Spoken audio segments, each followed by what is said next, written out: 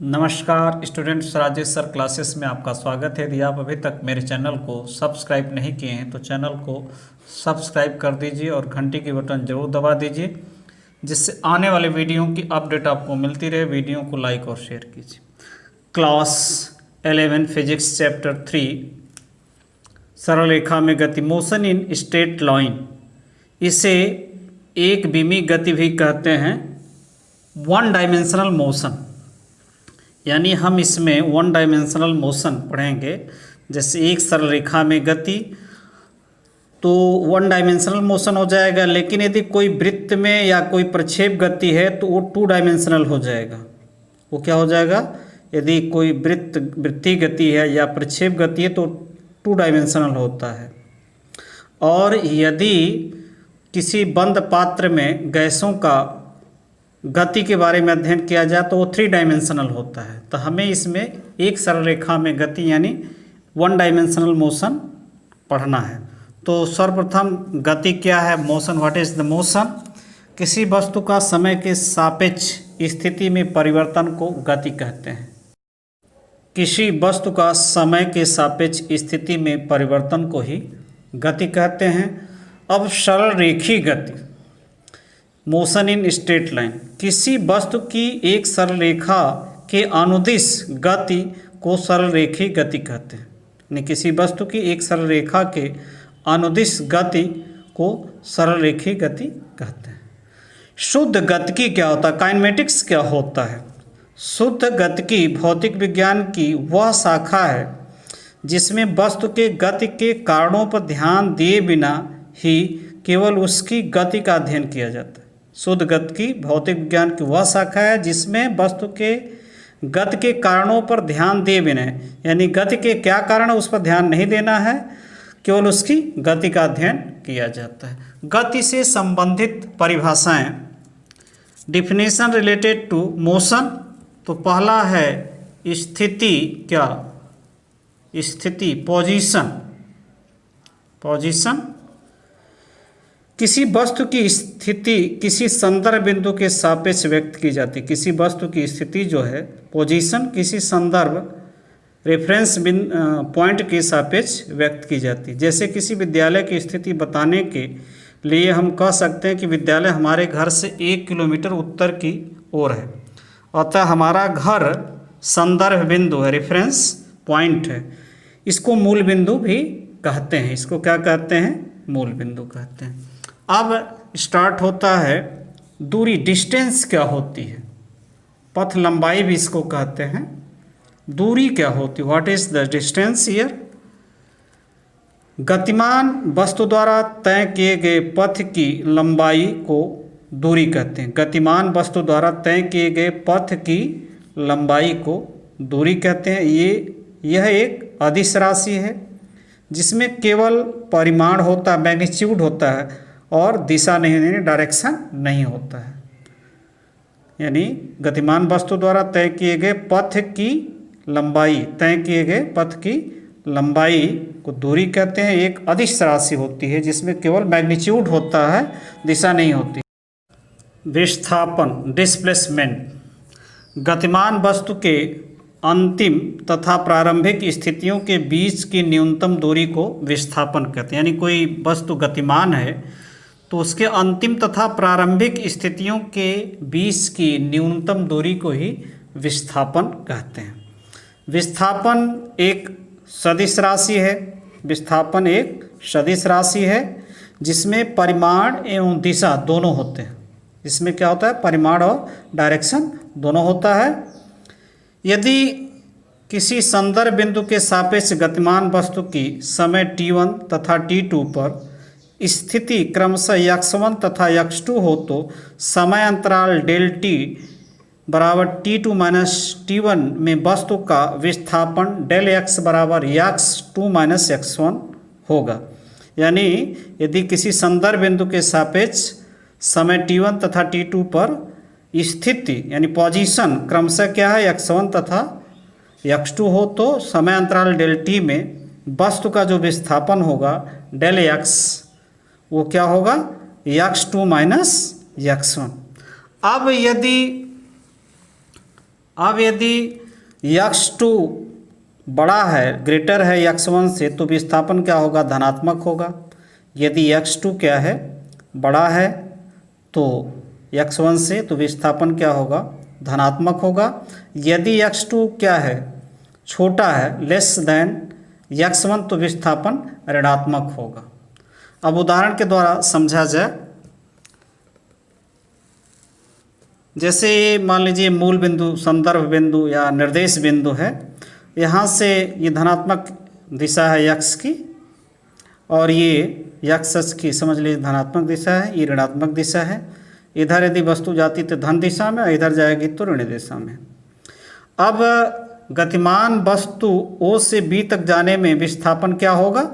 गतिमान वस्तु O से यदि B तक जाता है तो विस्थापन del x x2 minus x1, यानी x2 क्या है? 200 और x1 क्या है? 0, मूल बिंदु है, तो उसका 0 है, बराबर प्लस, ये क्या हो जाएगा? प्लस मीटर, यानी 200 मीटर। अब D से A तक जाने में विस्थापन क्या होगा? D से, देखिए ध्यान दीजिए, D से A, तो इसका हो जाएगा विस्थापन डेल x बराबर x2 माइनस x1। तो x2 जो है अंतिम क्या है? ये D से, ये तो 100 होगा, तो 100 में से और प्रारंभिक घटाएंगे तो 400 घटाएंगे तो ये माइनस क्या होगा? 300 मीटर होगा। यदि कोई वस्तु D से A तक जाती है तो उसका विस्थापन क्या होगा? D से A तक, तो विस्थापन माइनस 300 मीटर होगा। अर्थात एक बीमी गतिमें दिशा की अभिव्यक्ति प्लस तथा माइनस द्वारा की जाती है। एक बीमी गतिमें दिशा की जो अभिव्यक्ति होती है प्लस तथा माइनस द्वारा की जाती है। विस्थापन का परिणाम, अब देखिए, विस्थापन का परिमाण वस्तु द्वारा तय किए गए पथ की लंबाई के बराबर हो भी सकता है और नहीं भी। यानी विस्थापन का जो मैग्नीट्यूड है, परिमाण है, वस्तु द्वारा तय किए गए पथ की लंबाई के बराबर भी हो सकता है और नहीं भी। जैसे मान लीजिए कोई वस्तु मूल बिंदु से B तक जाती, O से A तक जाती है, तो उसका विस्थापन हो जाएगा डेल x हो जाएगा 200 माइनस 0, यानी x2 माइनस x1, तो ये हो जाएगा 200 मीटर, ये हो जाएगा 200 मीटर। तो यहाँ जो वस्तु द्वारा तय किए पथ की लंबाई विस्थापन के बराबर है। यहाँ क्या है? विस्थापन जो होगा पथ की लंबाई के बराबर है, और बराबर नहीं भी हो सकता है। जैसे मान लीजिए, अब देखिए विस्थापन के बराबर नहीं भी हो सकता है, तो मान लीजिए कोई वस्तु है जो मूल बिंदु से C तक जाती है, दोबारा C तक जा कर के B को लौट आती है। C से मान ली यहाँ से स्टार्ट की, C तक गई है, फिर यहाँ B पर लौटी, तो इसका जो विस्थापन जो होगा इसका कितना होगा? 200। विस्थापन कितना होगा? 200 मीटर होगा। लेकिन पथ की लंबाई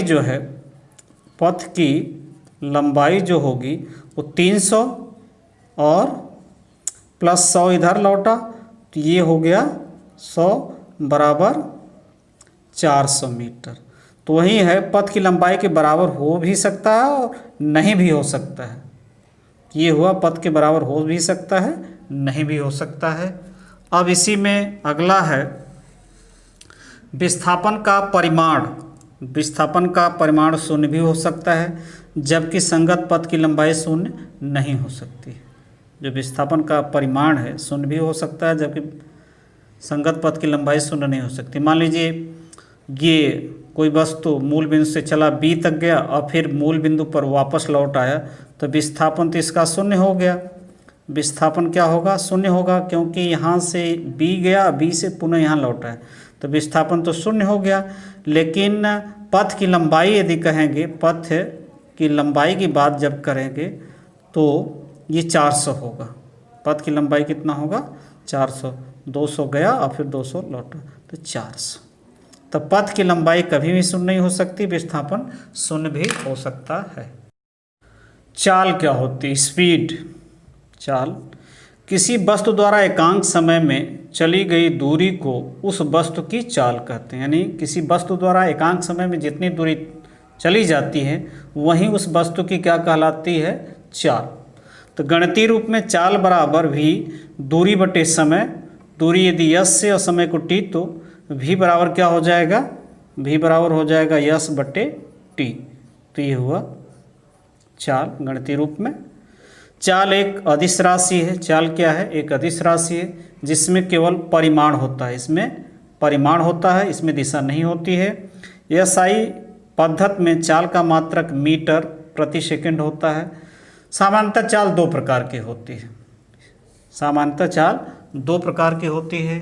औसत चाल, एवरेज स्पीड। तो देखिए एवरेज स्पीड, यदि कोई वस्तु समान समय अंतराल में समान दूरी चलती है तो उसकी चाल एक समान कहलाती है। यदि कोई वस्तु समान समय अंतराल में समान दूरी चलती है तो उसकी चाल एक समान कहलाती है। जब वस्तु समान समय अंतरालों में भिन्न भिन्न दूरियां तय करती हैं, समान समय अंतरालों में भिन्न भिन्न दूरियां तय करती हैं, तब उसकी चाल असमान कहलाती है। उसकी चाल क्या कहलाती है? असमान कहलाती है। अधिकतर वस्तुओं की चाल जो होती है वह क्या होती है? अधिकतर वस्तुओं की चाल असमान होती है। ऐसी अवस्था में उसकी औसत चाल ज्ञात करते हैं। ऐसी अवस्था में क्या करते हैं? उसकी औसत चाल ज्ञात करते हैं। तो गणितीय रूप में औसत चाल बराबर चली गई कुल दूरी बटे लगा कुल समय। यानी औसत चाल क्या होगा? चली गई कुल दूरी तथा लगे कुल समय के अनुपात को ही औसत चाल कहते हैं। अब है बात तात्क्षणिक चाल, इंस्टेंटेनियस स्पीड। किसी निश्चित क्षण पर वस्तु की जो चाल होती है, किसी निश्चित पॉइंट क्षण पर, टाइम पर वस्तु की जो चाल होती है उसे तात्क्षणिक चाल कहते हैं। उसे क्या कहते हैं? तात्क्षणिक चाल कहते हैं। स्कूटर, कार आदि में लगा स्पीडोमीटर, स्कूटर, कार इत्यादि में लगा स्पीडोमीटर वाहन की तात्क्षणिक चाल ही बताता है। असमान गति के लिए वस्तु की औसत चाल और तात्क्षणिक चाल में अंतर होता है। असमान गति यदि है तो वस्तु की जो औसत चाल होगी और तात्क्षणिक चाल होगी वह क्या होगी? दोनों में अंतर होगा। जबकि एक समान गति के लिए इन चालों में कोई अंतर नहीं होता। यदि वस्तु एक समान चाल से चल रही है तो उसके तात्क्षणिक चाल और औसत चाल में कोई अंतर नहीं होगा। गणितीय रूप में तात्क्षणिक चाल, यदि गणितीय रूप में लिखना चाहेंगे तात्क्षणिक चाल को, तो v बराबर limit del T tends to 0 del S बटे डेल टी बराबर डी एस बटे डी टी। यदि एक अत्यंत छोटे समय के लिए ये होता है, यदि डेल टी जो समय अंतराल है वो बहुत शून्य के करीब, क्या हो? शून्य के करीब है, तो ये जो दूरी और बटे समय अंतराल है उसको हम कैसे लिख सकते हैं? डी एस बटे डी टी। लेकिन इसके लिए क्या है? डेल टी, ये जो समय अंतराल हो वो शून्य के करीब हो। ये है तात्क्षणिक चाल का गणितीय रूप। वेग, वेलोसिटी। अभी तक हम लोग चाल पढ़े तो अब है वेग। कोई वस्तु एकांक समय अंतराल में जितनी विस्थापित होती है, कोई वस्तु एकांक समय अंतराल में जितनी विस्थापित होती है उसे उस वस्तु का वेग कहते हैं। उसे क्या कहते हैं? उस वस्तु का वेग कहते हैं। वेग एक सदिश राशि है। इसमें परिमाण एवं दिशा यानी मैग्नीट्यूड और डायरेक्शन दोनों होती है। वस्तु के वेग का परिमाण वास्तव में चाल ही है। जो उसका परिमाण है, मैग्नीट्यूड है, वो चाल के ही बराबर होता है। जैसे वृत्ताकार पथ में चक्कर काट रही वस्तु समान समय में समान दूरी तय करती है। यदि कोई वस्तु वृत्ताकार पथ में चक्कर काट रही तो वस्तु क्या है? समान समय में समान दूरी तय करती है और तो इसकी चाल एक समान है, परंतु गति की दिशा बदलते रहने से उसका वेग असमान है अर्थात परिवर्तित है। अब है वेग के प्रकार यानी वेलोसिटी टाइप्स। तो देखिए पहले है एक समान वेग। यदि किसी वस्तु का विस्थापन समान समय अंतरालों में समान हो तो वस्तु का वेग एक समान होगा। यदि किसी वस्तु का विस्थापन समान समय अंतरालों में समान हो तो वस्तु का वेग एक समान होगा। परिवर्ती वेग यदि किसी वस्तु का विस्थापन समान समय अंतरालों में भिन्न भिन्न हो यानी अलग अलग हो तो वस्तु का वेग क्या होगा? परिवर्ती वेग होगा। वस्तु का वेग क्या होगा? परिवर्ती वेग होगा। तो किसी वस्तु का वेग बदलने के निम्न कारण हो सकते हैं। किसी वस्तु का वेग बदलने के निम्न कारण, या तो वस्तु के वेग का परिमाण बदल रहा है, या तो वस्तु के वेग का परिमाण बदल रहा है, या वस्तु के गति की दिशा बदल रही है, या दोनों साथ साथ बदल रहे हैं। या तो वस्तु का वेग बदल रहा है, वेग का परिमाण मैग्नीट्यूड बदल रहा है, या तो दिशा बदल रही है, या दोनों साथ साथ बदल रहे हैं, तो वह क्या होगा? वेग परिवर्ती वेग होगा। औसत वेग, तो औसत वेग जैसे औसत चाल वैसे ही औसत वेग भी है और वैसे ताक्षणिक वेग भी है। किसी निश्चित समय अंतराल डेल टी में हुए कुल विस्थापन डेल एस। किसी निश्चित समय अंतराल डेल टी में हुए कुल विस्थापन डेल एस का समय अंतराल डेल टी के साथ अनुपात वस्तु का औसत वेग कहलाता है। यानी किसी निश्चित समय अंतराल डेल टी में हुए कुल विस्थापन डेल एस का समय अंतराल डेल टी के साथ अनुपात ही क्या कहलाता है? औसत वेग। यानी गणितीय रूप में औसत वेग डेल एस बटे डेल टी यानी कुल विस्थापन बटे समय अंतराल। ताक्षणिक वेग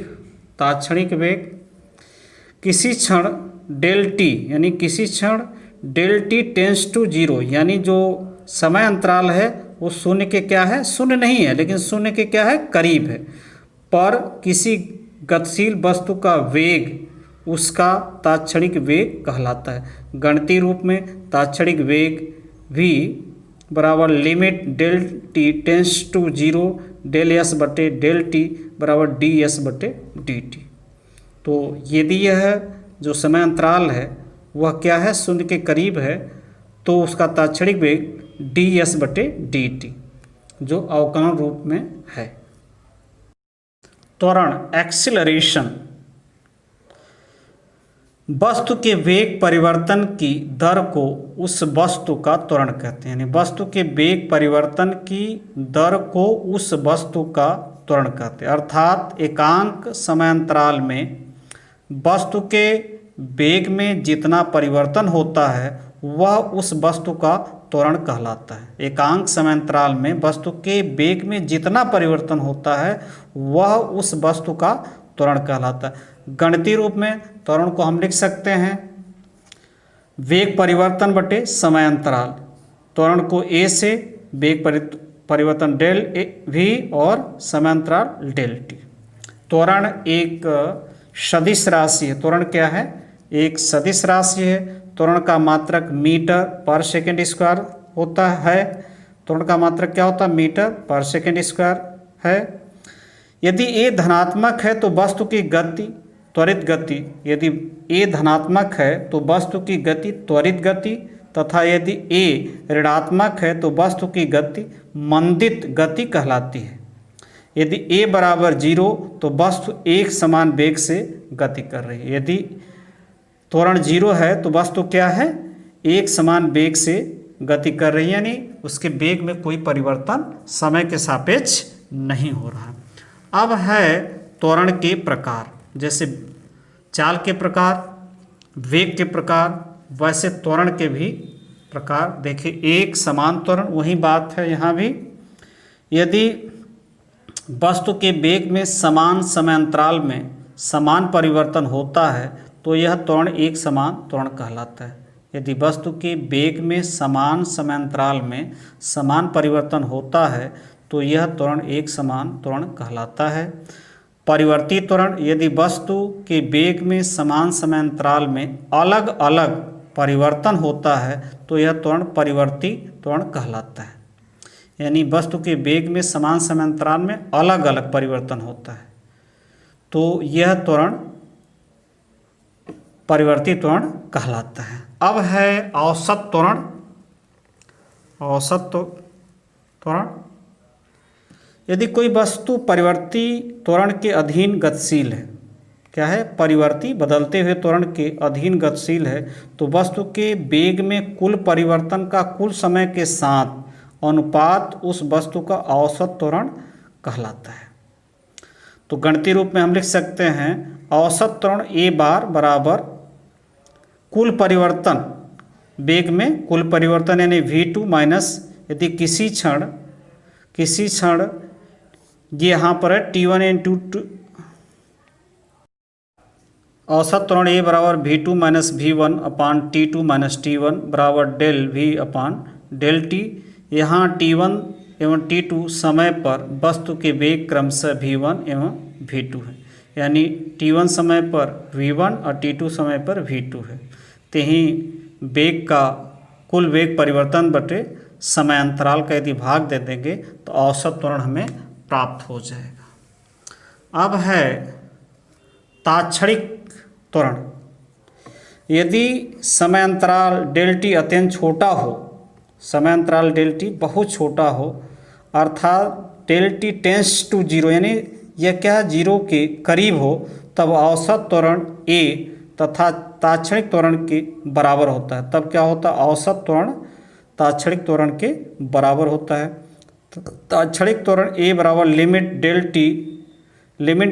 T tends to zero del भी बटे डेल टी बराबर डी भी बटे डी टी, अथवा हम ए बराबर लिख सकते हैं डेल भी बटे